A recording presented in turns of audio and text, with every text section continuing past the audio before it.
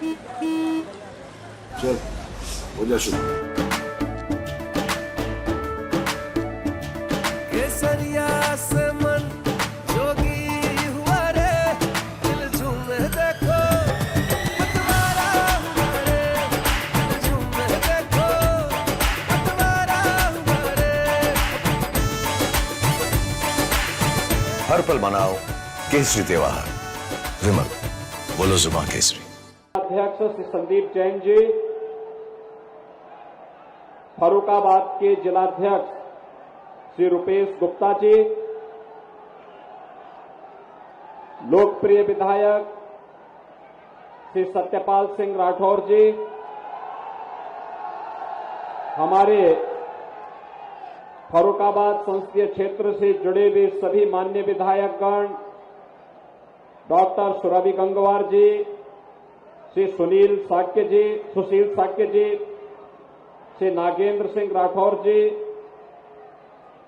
जिला पंचायत अध्यक्ष फर्रुखाबाद श्रीमती मोनिका यादव जी, चेयरमैन अलीगंज श्री सुजीत गुप्ता जी,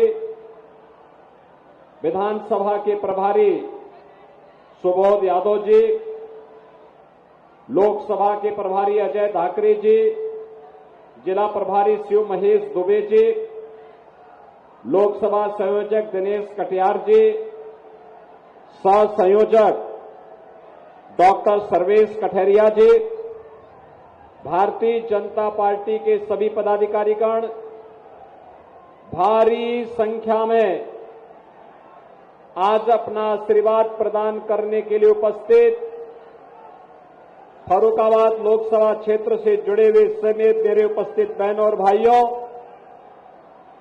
मैं सबसे पहले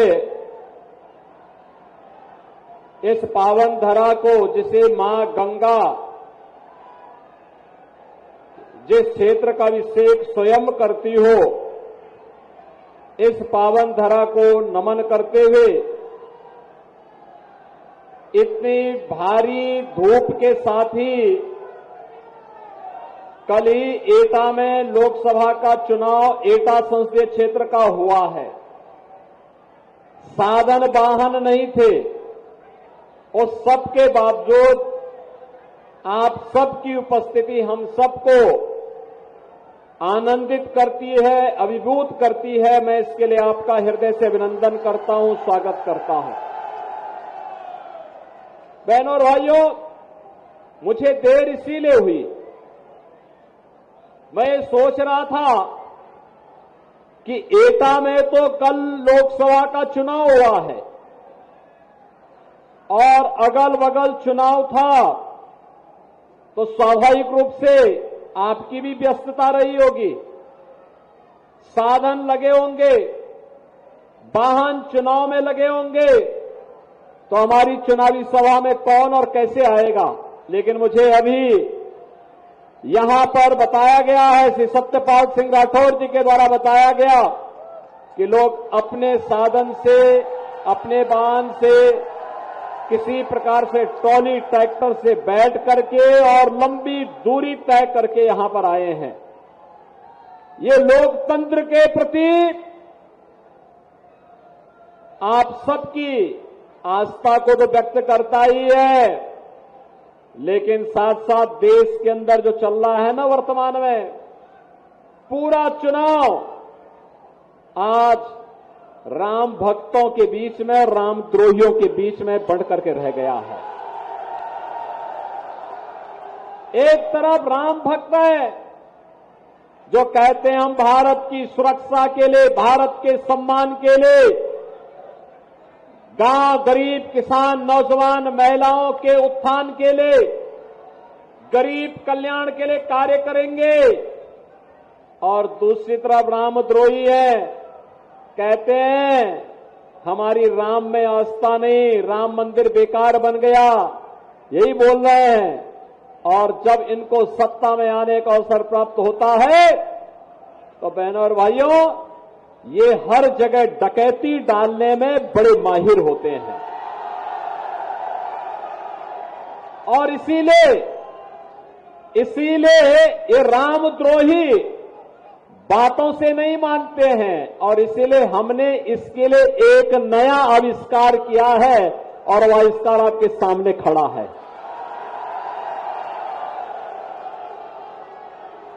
इससे लोग घबराते बहुत हैं और उनकी घबराहट इस हद तक हो जाती है कि लोग अपने गले में तख्ती लटका करके चलते हैं कि साहब बस एक बार जान बकस दो। अब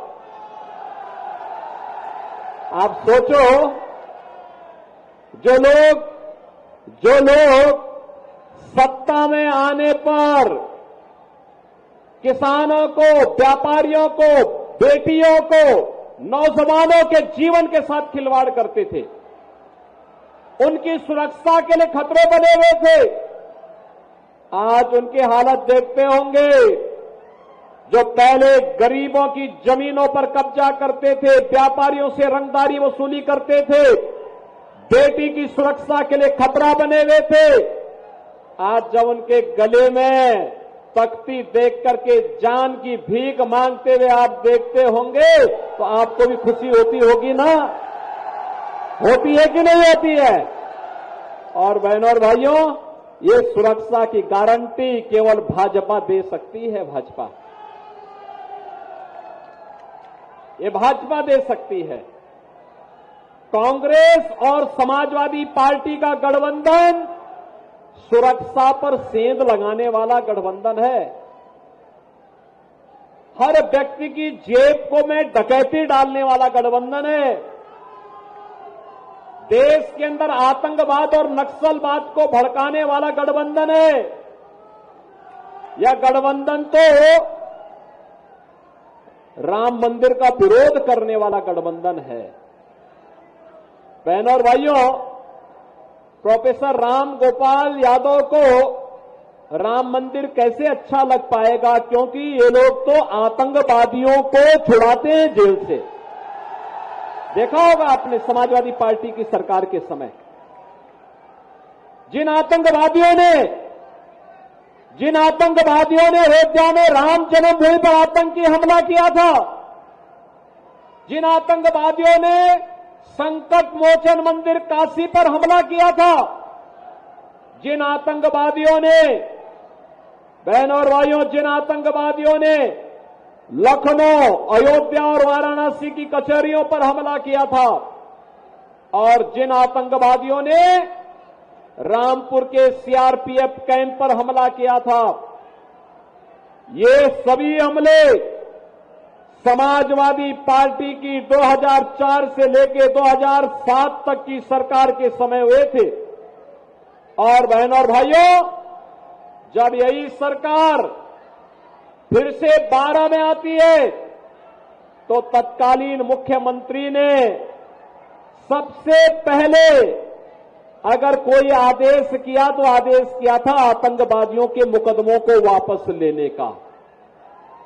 उनको प्रदेश की सुरक्षा की चिंता नहीं थी, देश के सम्मान की चिंता नहीं थी, नौजवानों के भविष्य की चिंता नहीं थी, बेटी और व्यापारी की चिंता नहीं थी, उनको तो आतंकवादियों की चिंता थी। आतंकवादियों को, बहनों और भाइयों, ये देश की सुरक्षा पर सेंध लगाने वाले लोगों को क्या देश के अंदर शासन करने का अधिकार होना चाहिए?